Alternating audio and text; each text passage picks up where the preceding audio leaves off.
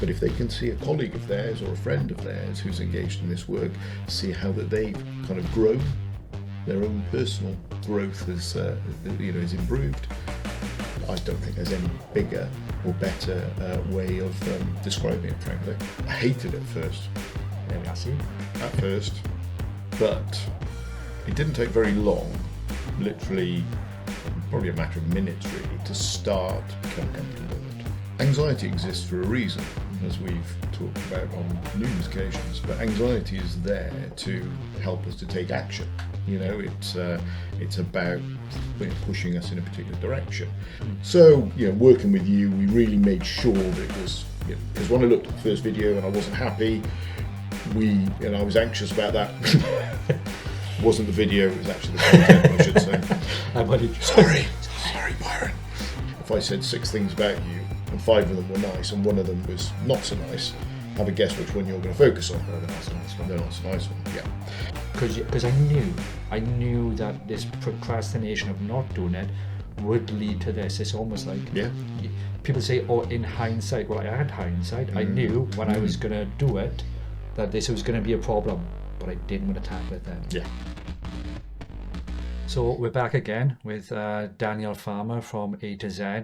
We've literally just finished the second video, and we're going to use the same format that we did last time, where we're going to talk about the actual subject matter and just get some more insights into the actual video so Dan can elaborate more on certain aspects. So if you'd like to introduce yourself. Sure. So I'm Dan Farmer from A to Z, Anxious to Zen-ish. I've been running this company for a number of months now, and what I look to do is to provide psychological flexibility training to employees of businesses using acceptance and commitment training. Fantastic. Before we jump into how do you find businesses are with this at the moment? Are you finding them in a positive manner, that when you approach them that they seem really enthusiastic, or do they require a bit more? I think any company that's looking to invest its hard-earned money into, frankly, any service or goods for that matter, wants to make sure that they're going to get some sort of return on their investment. What I try to do with A to Z, Anxious to Zen, with the psychological flexibility training, is to ensure that I'm training a group of people in these techniques, rather than doing one-to-one, which one-to-one is inevitably very expensive. Yeah. But what I try to do is get groups, 30, 40, even 50 people in a room, and train them in a set of skills. I talk a lot about functional skills training in this work, which allows people to do better in their lives. And that's the bottom line. And how do you find the engagement when you're doing these trainings? Because obviously you've got, for instance, like you said, between 30 to 50 people. Do you find that everybody's engaged, or is it a very similar thing when you do these type of events, that half people are engaged and half people are not really thinking about it? How does that play on for you? Because you're obviously trying to deliver a message. Yeah, it varies a lot. So one of the things that I do offer is an initial go into a company, speak to the individuals, groups within the company, and identify the cohorts of people who are likely to get the most out of it. Yeah. So the advantage that way then is that when they do actually come along on the courses, you've got people who are already enthusiastic about learning this information. On other occasions where I have literally just turned up, I've rocked up and I've run a course for a group who've sort of, in some cases, been pushed to go there by their management, you can see that there's some people who are not engaged. Yeah. But there are others who are super engaged with the work because they see it's as benefit. From a personal point of view, I work on the old kind of 80-20 rule. So when I go in and I speak to a business, let's say it's 100 staff, there's probably going to be 20 people in that business who are open and accepting of wanting to do that work. There's probably another 20 people who absolutely do not want engagement in that work whatsoever. Anything to do with mental health, want to stay well clear of. And there's probably a group of about 60 who are open to the concept, but may want a bit more information, or to be given information by the 20 who do actually engage in the work. And if I can hit 40% of a business in terms of training this work, then I think that's a pretty decent, ratio. That was the word I was trying to think of. So yeah. And I know this is a bit of a sideways movement, but for people who are doing presentations and they have faced themselves with that sort of leveling of engagement, how does that mentally play out for you? Because obviously you want to deliver. And how does it feel for you when you can see that there's not much, or there's people that are not engaging? Does that play in your mind as well? And No, is the bottom line. I recognise that to use the old adage, you can take a horse to water, but you can't make it drink. But if I can do some work where I've already got a group of horses that are ready to drink, to carry the analogy on a little bit further, then I'm kind of already a good way along. If I don't get the opportunity to pitch to start with, to say, this is what I'm offering, this is what the service is all about, and there are people who come who are not ever wanting to be engaged in that, I can't do a lot about that. I do get some occasions where people come along who think I will not be interested in any of this work, who then come up to me after and said, I'm really glad I came because I've learned some stuff and I've recognized certain traits in my own behaviors, which I hadn't realized were me being avoiding of particular things that are going on in my own life.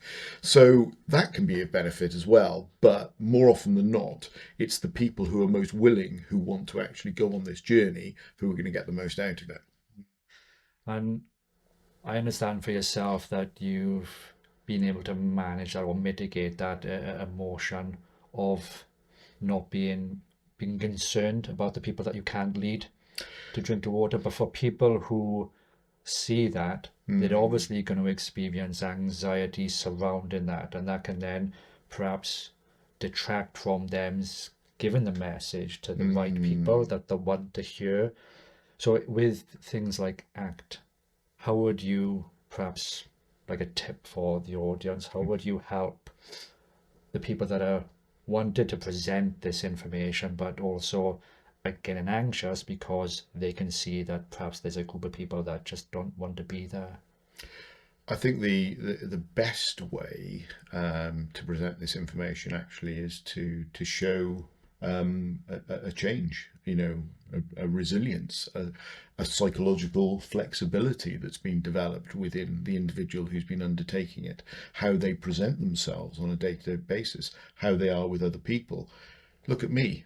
I've done this work and I've changed. I've made a difference in my own life by learning this stuff and then applying it. I don't think there's any more powerful message than that, because frankly, I can tell people time and time again how wonderful this work is, but unless they knew me before I started doing this work and then they see me after doing this work, there's no difference for those people. But if they can see a colleague of theirs or a friend of theirs who's engaged in this work, see how that they've kind of grown, their own personal growth has is improved, I don't think there's any bigger or better way of describing it, frankly. And I'm just thinking about this, but say for instance, the past you was a member of the audience looking at future you. Do you think the past Dan would be looking at you and going, there's no way in hell that I could get up on stage and do this? Well, back in a former life, a former sort of work life anyway, I used to do sort of pre-sales demonstrations. So I used to demonstrate computer software. So for a period of time, I was perfectly, well, I wouldn't say I was perfectly comfortable, but I could do it. But I got to a point, and part of the reason why I ended up leaving that particular role was because my anxiety got such that I felt that I couldn't perform that role anymore, that I couldn't be up in front of a group of people, that I couldn't have those sorts of conversations. So in many respects, I think my old self would be a little bit shocked. I think my old self has always sort of known there's a capacity there to be able to do that and to be comfortable in my own skin and be able to be on stage and talk to people and, you know, all the rest of it. But there was an anxiety that was almost blocking all of that out, which through this work, I manage far more effectively these days. I wouldn't say it's, you know, it's completely gone. It's a journey. It's a journey. Yeah. Fantastic. So we'll travel back now to this video.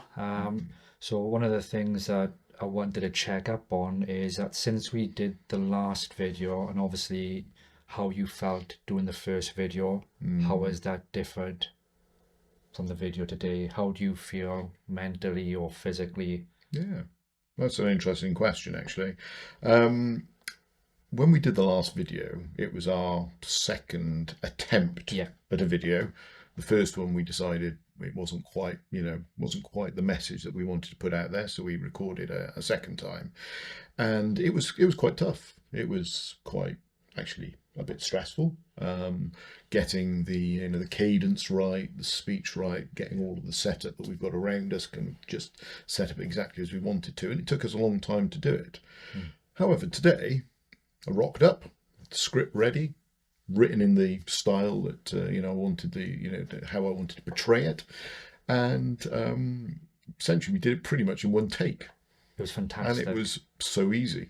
And I think, you know, like many things, once you've got your template, once you've got your structure of how you want to put this stuff together and how you want to do, you know, present it out to the world, it's really quite easy once you've got that in place. You know, we were talking a little bit about, you know, sort of content creation earlier on as well, that once you've got, you know, a set of ideas around how you want to produce your content, it seems to kind of come together so much more easily. Yeah. You know, once you've done it a few times, you seem to get more ideas, more creative, and all the rest of it. But just going back to today's recording, yeah, it was frankly a breeze. Fantastic. Yeah, thank you for making it so easy to do as well. No, Appreciate it.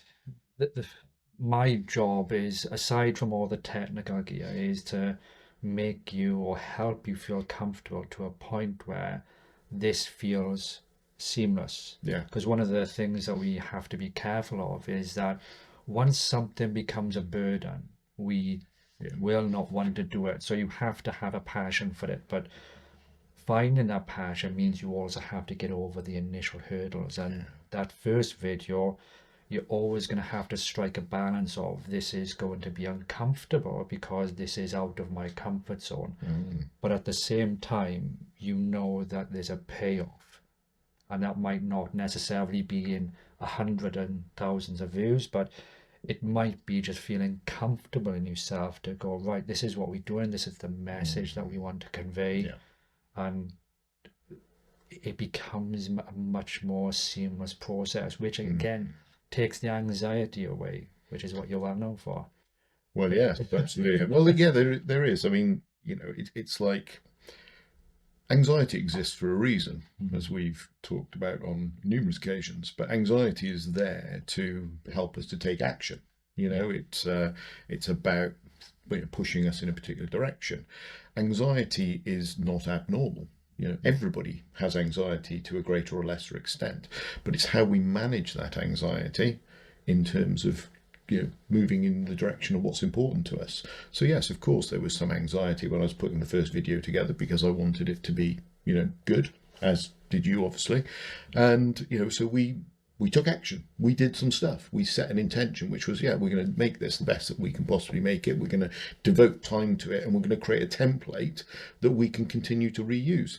And the benefit of that this time round has been, oh, look, we have now got exactly the same structure set up as we had at the end of the last session, but we got it straight away. Yeah. We've got a script in exactly the structure that we wanted to have it in terms, and the way, you know, the cadence, the, you know, the form of speech and all the rest of it, and we delivered it in pretty much one take. Couple of minor little niggles in there, but, you know, that was more down to me than anything else, and it was, you know, I thought it worked like an absolute charm. Yeah, like I said before, I thought that you did absolutely fantastic. I was sitting there waiting for a moment for me to I'll pay you go that. I'll pay you that £5 after. slip it in my Yeah, pocket. appreciate it. Much appreciate it. Because a lot of people don't like a teleprompter, and you don't have to work with a teleprompter. That's if you're one of these people that are able to get through things very quickly and you're able to retain a lot of information. That's fantastic. But when you're anxious and you don't know what to say, sometimes a teleprompter is fantastic. And one of the things that I've noticed with you is that it's made you a lot more concise, and it's made the process much, much easier, and for you to deliver a message that you're really happy with. I assume he's happy. He's still here. How do you find using a teleprompter? I hated it first, There we are, see? at first, but it didn't take very long, literally probably a matter of minutes really, to start to become comfortable with it. Yeah. And then this time around, once I'd sort of laid some of those frames within my brain around using it, because we get better at what we practice, Yeah. I came to actually sort of really appreciate it and love it. But the thing that can often happen, I think personally, with teleprompters, and correct me if I'm wrong, but is what I believe, is that you can sometimes get so focused in on just the reading of the words that you lose some of the emotion and some of the what's the right word, the gesturing and all that sort of stuff. So now that I've got comfortable with using the teleprompter, what I'm tending to find is that that's quite natural, and I start to do the gestures and the facial movements and so that I'm not just reading, almost like, I don't know what the right term I was would be, exactly the like, same. yeah. But now I'm comfortable with it. I'm a lot happier to just do the hands things and all the gesturing, what have you. For me, it was a natural evolution, and the reason being is that I didn't use a teleprompter for a long time, but I found that when I was recording a video, I was floundering, I was going off tangents, and the act of creating a video became arduous, and it became a burden. And I was just like, right, okay, this has to change. What can I do to improve that? Well, that meant to use a teleprompter, but then you introduce a new problem. Yeah. How do you get around looking at the teleprompter without looking like a dummy? Yeah. And that is the first part. So then you've got to learn to read the teleprompter, and that's then the first stage, because then it allows you to streamline your content to a point where I noticed that when you had the script back and then you put your stamp on it, because you were conscious of the way the teleprompter worked, and you were conscious of how you interacted it, the way that you wrote it was still yourself, but it also aligned with how you had to deliver it for the teleprompter. Absolutely. Yeah. And then you got the next stage. Made a conscious effort to do that, very much so, this time round. But that's because you're aware of the process and aware of everything that needs to happen. And then the next stage then is that once you are confident with the teleprompter, that is when you can then start learning how to, for instance, we've got it here, I've got some questions on the screen. You learn then how to actually pause the teleprompter, how to do your gestures, when to you do the gestures, and how to perhaps, because I do it a lot, I look away. So if I'm pretending to think about something, I might look off to the right or to the left, or I might pretend to look at my cup of coffee or drink, just so that there's enough that you don't think, okay, he's reading off a teleprompter. It gives you enough of a break, sort of a thought break, I like to call it. Yeah. And particularly what I noticed with this one, when you had the script and you rewrote to suit your voice, because as much as I can do a good job of writing a script, until it's in your hands and you put your cadence in and your word in, then it transcends into something much, much better. So this video, which is Control, is, do you want to remind me? Yeah, control is the problem, not the solution. How many times have I forgotten? Oh, about seven or so today, so far. But it's fine. It's all It's fine. I should know what I'm doing. Do you know, my brain goes into a block, and sometimes I remember certain the things you just can't. For some reason, some things that I will stare at, and I just don't seem to be able to take them in. Other things, once, boom. Yeah, brilliant. So, for some reason, control is the problem, not the solution. Is a block for you. It's a sign of age now. So, So, do you want to give a brief introduction of why you wanted to create this piece of content? Why it was the next one? Yeah. So, one of the issues that we suddenly often have is when we get a thought in our heads, because a lot of what ACT does is it focuses on language and cognition, which is how we talk and how we think. So when we get a thought, we often want to act on that thought in some way, shape or form. And that's brilliant a lot of the time. So we can take action to do something. And a bit like us, I had this thought of, I want to make sure that kind of all this stuff's going to be really good. So, working with you, we really made sure that it was, because when I looked at the first video and I wasn't happy, I was anxious about that. It wasn't the video, it was actually the content, I should say. Sorry, Byron. But we had a conversation about it, and it was like, okay, well, this is the first one we've done. Yeah. This is our learning. This is our learning experience. So, I went back, I changed the style, got over it, we took action, we dealt with it. But there's a lot of the time where we get thoughts and we can't necessarily take a particular action around that. It might make us feel uncomfortable, but there's no direct action that we can take. And it might be something as simple as, and I mentioned it in the video, which is things like, have I locked the front door? Yeah. So I've gone out for the day, did I lock the front door? And people kind of get that thought cropping up in their heads, and that's perceived as a threat. At which point they might be like, oh, I've got to go home and check because somebody might break in. And there's then this sort of inference of possibilities of things that kind of might happen into the future.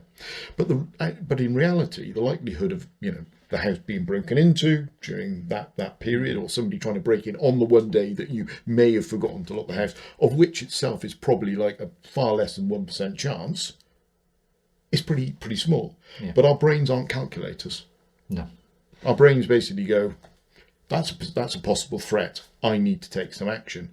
Problem is that when you do take action, sometimes if it's in line with something that's not really that much of a threat, you just get more of it in the future. And there's like a little monkey that kind of sitting on your shoulder and banging a drum saying, you need to be concerned about this. And the more you engage in the behaviour to control, the louder the banging gets the next time and the next time and the next time. And what you start to do is kind of shrink your world, because you start to either avoid things or you try to in some way control the thoughts. Often the way we do that is through an extraneous substance, something like alcohol or drugs. Sometimes it's through distractions, so things like binge watching TV and all those sorts of things. But what ACT teaches us is that there is a way in which we can kind of be with those uncomfortable thoughts, which are often not very helpful thoughts, without engaging with them too much. And guess what happens? Paradoxically, that little monkey sitting on your shoulder banging the drum gets a bit quieter and a bit quieter, and we start to create a virtuous circle rather than a vicious circle. Yeah. And monkey gets quieter.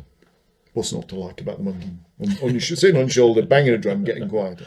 As long as he's playing a good tune. Well, yeah, but it's not a good tune. It's just like a horrible, pay attention to me kind of noise. At least that's how I imagine it, anyway. But yeah, Just another mouth to feed. I got enough in this house yeah, fair with enough. all the animals. But it's That's just the kids.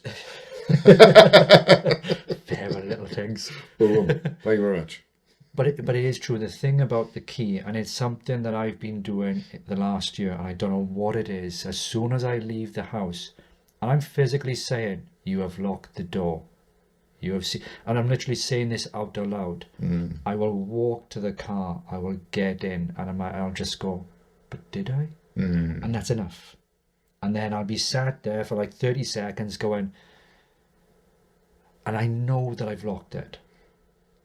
But that doubt, Yeah. that doubt, and I've got to turn the car off, I've got to get out, and I've gone, I knew I was right, and it's the only thing that I'm doing, but I've noticed that is becoming like a very OCD thing that I'm doing every time I leave the house. And even when my wife has said, I've locked it, I'll sneakily try to get back to the front door to try and just to make sure, not because I don't believe her, but because you're not alone in that. There's a lot of people who do that. But as I said before, it's how our brain recognizes threat. So at some level, you see a threat there. in respect to the possibility of the door not being locked, even though you know it has been. Yeah. And this is where we kind of reach a choice point.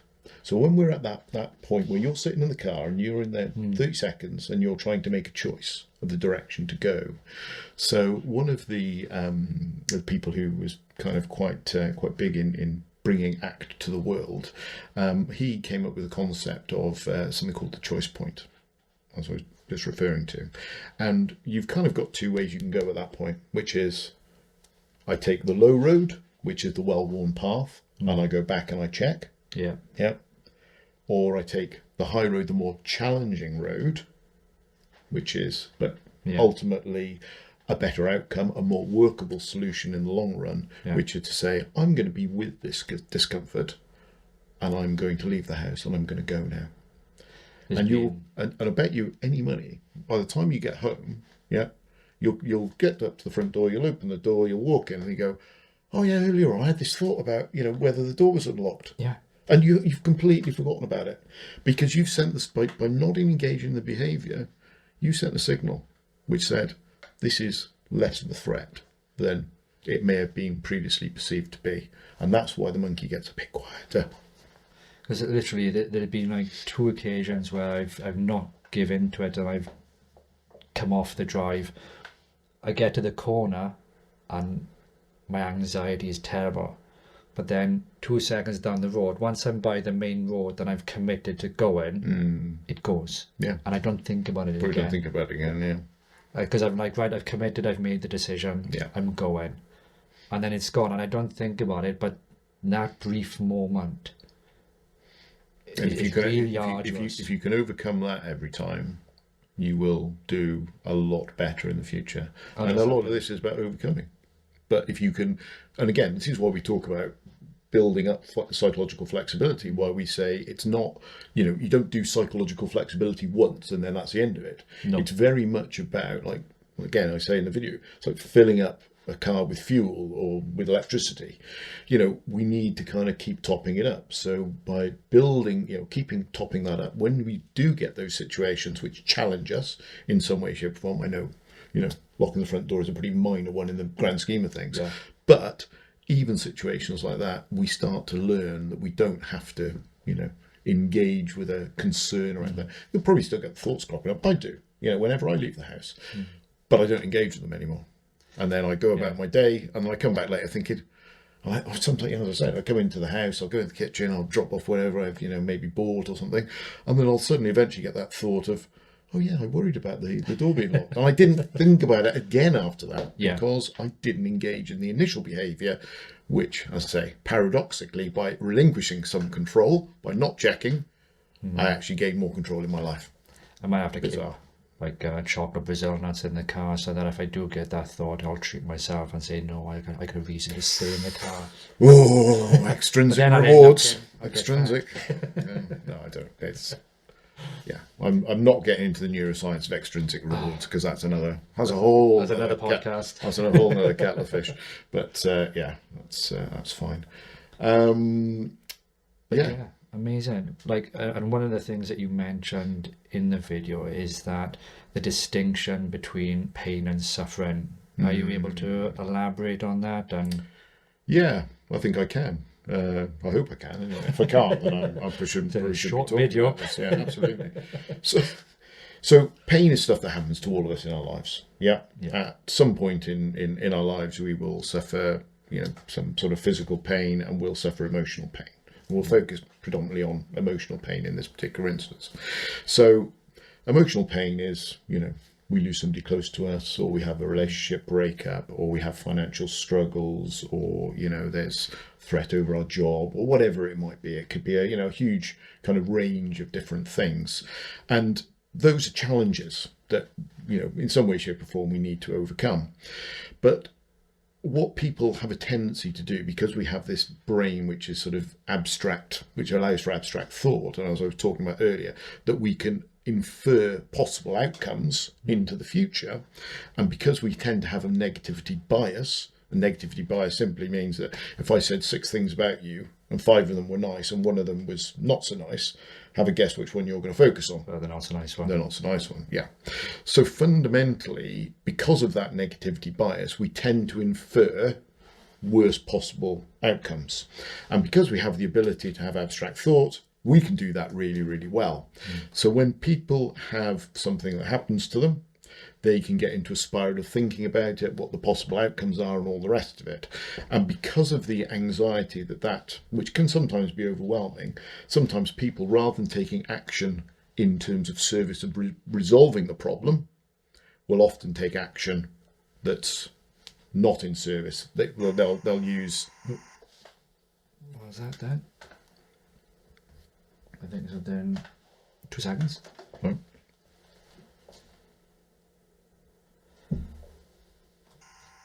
That's the monitor playing up. Continue with the show. Ignore that, we don't need it. We just make sure. Yeah, we're good. Cool. So yeah, so rather than taking action in service of what's important, yeah, they might bury their heads in the sand by avoiding dealing with the situation. But that then leads on to bigger problems in the past, because if you have, say, for example, financial troubles, Yeah.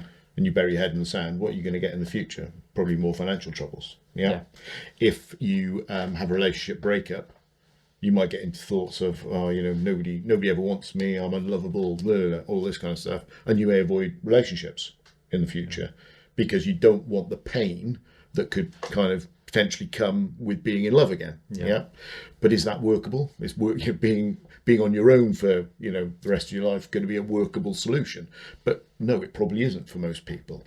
But those are the sorts of, you know, avoidance strategies that some people can take.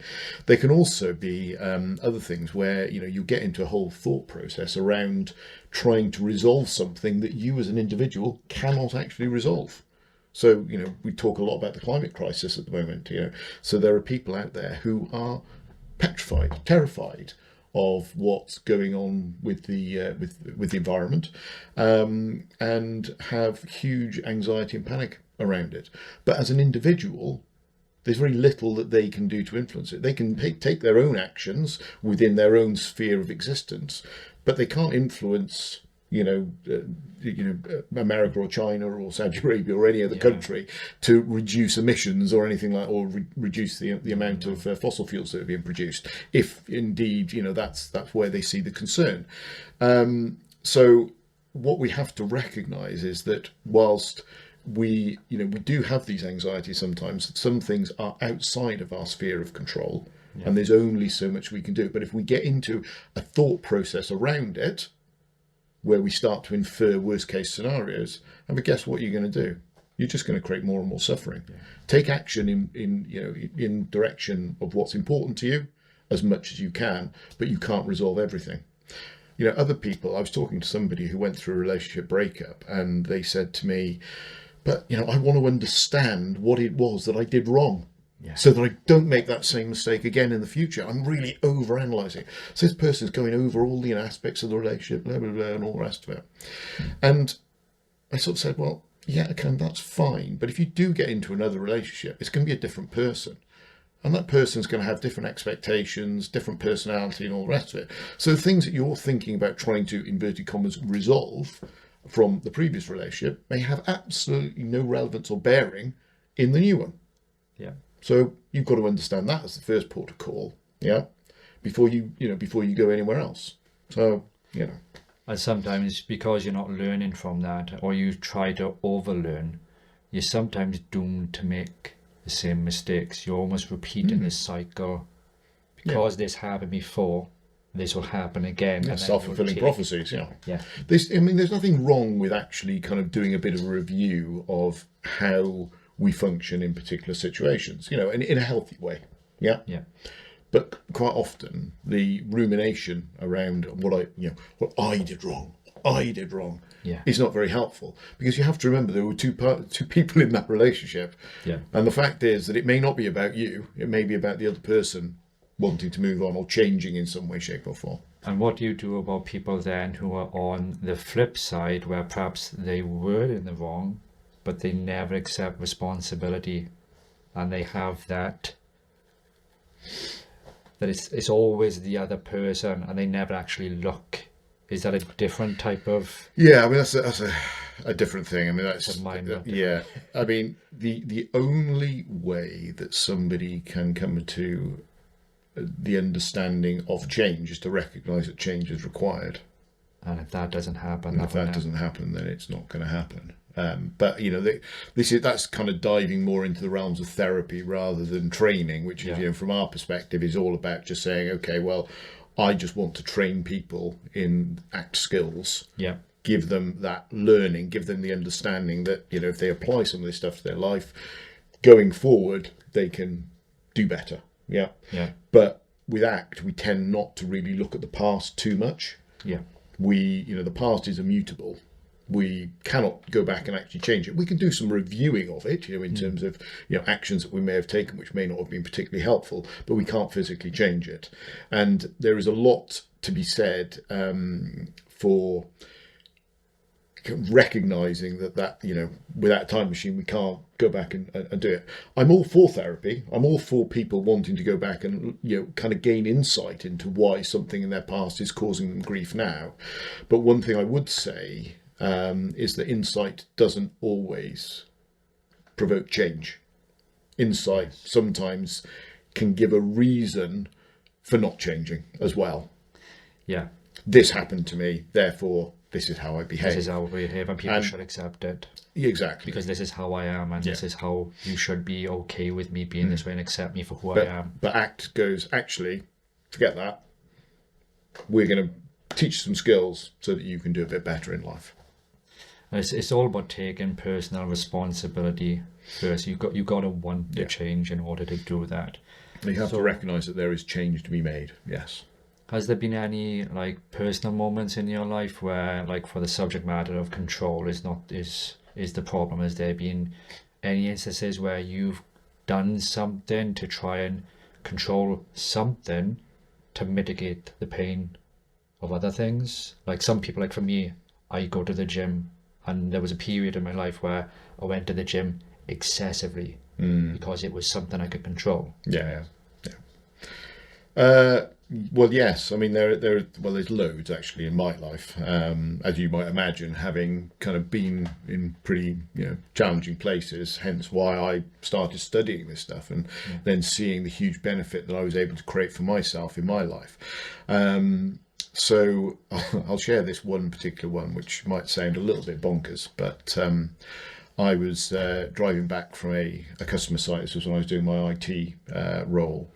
And I'd driven a certain distance along the motorway, and an ambulance was going in the opposite direction. And because I'd been on autopilot for the journey up to that point, I suddenly got this sort of thought in my head, which was, is that related to an accident that I caused, but I don't remember because I've been on autopilot, because I couldn't remember any of the journey. So my attempt to control, which sounds absolutely ludicrous to me now, because it's not something I would engage with anymore, because it's, you know, because of the work that I've done. But I actually got to the next junction on the motorway and retraced my journey to see whether it actually Make sure that it- right, not, and there, that's control. There's control right there. Me trying to apply control to an aspect of my life, to make myself feel, you know, inverted commas, safe. And how would this manifest for other people? Obviously, that was an experience for you. The gym is for me. How do people try to exert control to manage? Well, you know, I've mentioned extraneous substances a couple Yes. of times already, but, you know, alcohol and drugs can be one way, just trying to take the edge off. So people get home from work, oh, it's been a really stressful day, you know, crack open a bottle of wine. Yes. Relief. Which, you know, might be fine to some extent. You know, we talk in ACT a lot about workable behaviours and unworkable behaviours. I'd argue if having a bottle of wine every night is probably not very workable. But, you know, maybe the odd glass with a meal, you know, when you're home with your family, is probably absolutely fine. But it's how you use these things. Other people like to avoid and distract kind of what's going on, so they might, you know, binge watch television or anything, YouTube, for example. Hopefully people are watching it. You know, we'll see. But yeah, the whole thing about, you know, control is sometimes it's about using something to control, or it's about distraction or avoidance. Other people also, one thing that people often do is seek reassurance. Yes. So, when if you're in a relationship where, you're a bit concerned about the relationship and you're thinking about, is the relationship right and all this kind of stuff, you might end up going to your partner going, is everything okay in the relationship? Are we all right? And that can cause its own challenges. Yes. Some people can be perceived as being too needy and suffocating. Yeah. Because they need the reassurance, and actually be not so much a turn off, but the other person then is. Well, it creates a power dynamic in the relationship at that point. So the person who's needy is far weaker in that relationship because they're constantly seeking reassurance, and that can be a problem in a lot of relationships. Yeah, it can be not so much a burden, but it can be mentally fatiguing. And how does then the person who's in receipt of that, they probably got no concept of how to manage that as well. How to manage another person who is so needy. Of high demand. And it might be for, very genuine reasons why the person is the way that they are. I mean, they might have had bad relationships and they constantly need reassurance from their loved one because they've been treated badly in the past. And it can be an awful cycle. Often when relationships move out of the honeymoon phase and they're into the more sort of, I don't know how you would describe it, the business as usual stage of a relationship, when things are not quite so, I'm trying to use the right term, but slightly less fun at that point, where you're into more of a kind of a transactional relationship in the sense of we're kind of working together rather than it's not all flowers and roses and dinners and chocolates and all the rest of it. After once you reach that point, some people start to have maybe a wandering eye or see to or there's a perception from one side of the relationship that because it's not it's not sort of hot and heavy and all the fun stuff that you get in the early part of the relationship, the honeymoon period, that they're starting to the eyes are wandering, they're looking elsewhere for potential relationships, and at which point one party might become a bit more concerned about that and seek reassurance that the relationship's okay, and I don't think that's very healthy. So that's again moving beyond the remit of this to some extent. I know that like you've mentioned before, that control isn't always negative. No. It could be used in a negative way, but could you give an example of when control isn't a negative aspect? Yeah. So when we receive a thought, because we all do, thousands and thousands of them every day, thoughts are often helpful, unhelpful, or frankly quite benign. Okay, so when a thought crops up that is helpful, it's pushing us to take action.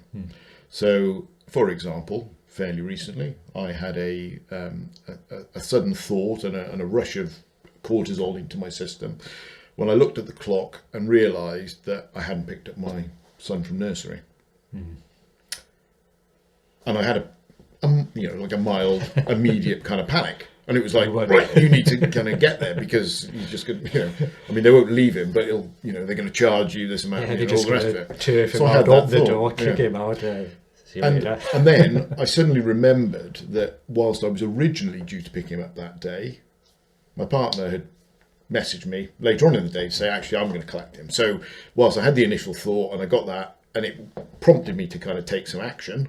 And in the end, once I kind of, my thinking brain kicked in, I realised actually it wasn't something that I needed to go and do, that she was already going to do. But it kind of kicked it in. There are plenty of other examples that we can think of. So it's around, when I get a thought that I need to send, an important email or fill in, an important document.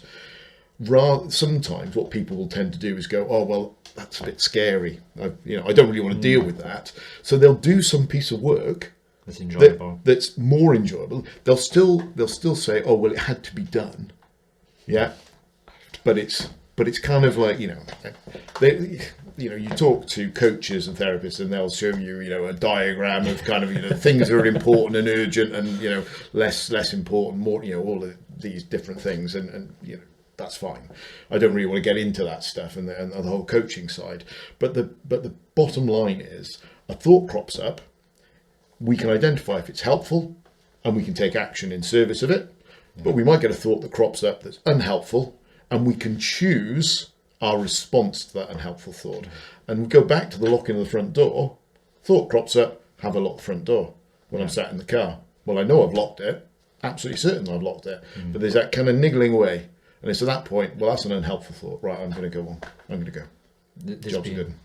loads of times where I've been doing work and I might have 3 or 4 tasks, and I've picked the task that is the one that's not going to cause me the most burden. But I know the one that's the most burden is the one that probably needs to be done now. Yeah. And then what will happen is then I'll have the sudden realization that I don't have much time left, and it's like that scene from Jaws where you see the camera crashing in, and it's just like, shit. I love that scene from Jaws. fantastic, that right dolly. with Rob because they Yeah. had it on a Dolly. on a dolly, didn't they? And they So they were zoomed- sort of zooming it as they were pulling moving out. it in. Fantastic. Absolutely brilliant. Yeah. But it is that moment of realization, and you go, and as soon as it happens, I instantly do 2 things. I say the word shit, and then instantly you pillock or you idiot, because I knew that this procrastination of not doing it would lead to this. It's almost like, people say, oh, in hindsight. Well, I had hindsight. I knew when I was going to do it that this was going to be a problem, but I didn't want to tackle it then. Yeah.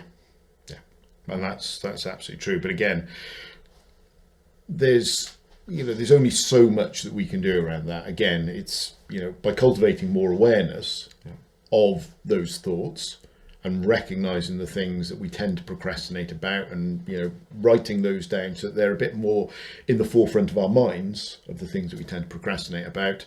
I use something called the ACT matrix, which I may do a talk about at some point in time. But the ACT matrix is essentially a piece of paper with a cross, so 2 lines, and that creates for you essentially 4 segments. And in those segments, you write down certain things that are, about what's important to you, actions that you want to take in service of what's important to you, but also the stuff that kind of holds you back from doing what's important to you. And recognizing those, actually writing them down and having a literal physical representation of those things is so good at kicking you into action to actually support you in making sure that you tackle those. So that's something I've actually got on a whiteboard in my office now, and I kind of write stuff down on it when I recognize a particular trait or something that I've failed to do. It's pretty cool. So then going back to, say for instance, someone who doesn't have a whiteboard. I mean, plenty of people do, but I don't have myself. But when I went through a period of, I started the gym, and then incrementally, it wasn't so much increasing the workout, but I was adding days. Yeah. How would you, and obviously this could be a different situation for different people, but with the same outline, is that once they start doing one thing, at what point do you need to recognize, okay, this is not now me doing this because it's a healthy habit, but I'm trying to control something? At what point would people go, okay, this is something I need to recognize now? Because people can become quite ignorant because they think they're in control. Yeah, absolutely. I think that's a very difficult question. I think it depends on the individual. I think once you, as I said before, behaviours are either workable or not workable. So let's take, for example, somebody who is going to the gym so much that they're exhausted every day and they're unable to do their day job, for example. You would argue that that's probably unworkable. So unless they're actually somebody who's competing, with bodybuilding or some sort of strengthening or CrossFit or something like that, then there's very little need to actually train that much. So you've got to ask the question that if you turn up to work exhausted and you're getting grief for turning up to work exhausted and not being able to do it because you can't function effectively, then you've got to ask the question, is that behaviour workable? And I would argue that it's probably not workable in that particular scenario. Yeah. So there's a lot of these sort of questioning things that we do in ACT around workability of behaviours, because when we do stuff, right, we tend to do behaviours which either give us relief or they give us satisfaction. So satisfaction is doing, let's say I do a hobby, or I spend time with my kids, or I do something that kind of gives me some sort of joy or satisfaction. Brazil nuts. Say again. Chocolate Brazil nuts. Oh, chocolate Brazil nuts. Still Yeah. got chocolate Brazil nuts on Yeah. my mind. Well, for me, it's a Toblerone.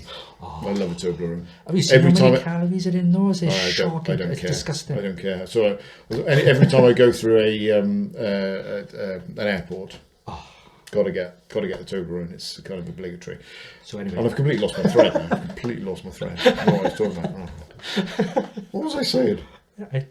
you're asking the wrong person, because Yeah, I you can can't remember. You can't remember. Genuinely, if I don't catch a thought, it's like someone's let the cage open and the bird has flown away. Yeah. I was thinking it would be more like a balloon and all the air. Just coming out. Oh dear. But we did have a point, and Yeah, we did. It's doing really well. If we could only rewind what I was just talking about, then it's completely gone in my head. Yeah, we're not Sky Plus, are we? We're on Sky Plus, unfortunately. No. But on that bombshell, we will come to a time to end. close. But thank you for joining us. It's been a pleasure having you again, Dan, and we'll continue to make great content. I'm just going to wipe the tears from my eyes now. Oh. And until the next time. It's not that sad. I haven't been that bad, have I? No, it's been funnier. It's about, I'm thinking too much of chocolate now, and this is just going to go off on a tangent. And I'm feeling a bit peckish now, so I'm sure. Yeah, I'm sure it's lunchtime. I'm sure it's lunchtime. Yeah, Yeah. fantastic. Well, it's been brilliant. Yeah. Thank you, my friend. You're welcome. Really good. Right, see you in the next one, guys. Cheers, guys. Right, bye. Bye bye. And again, I got to go press stop. That was brilliant, wasn't it? Yeah. That went really well.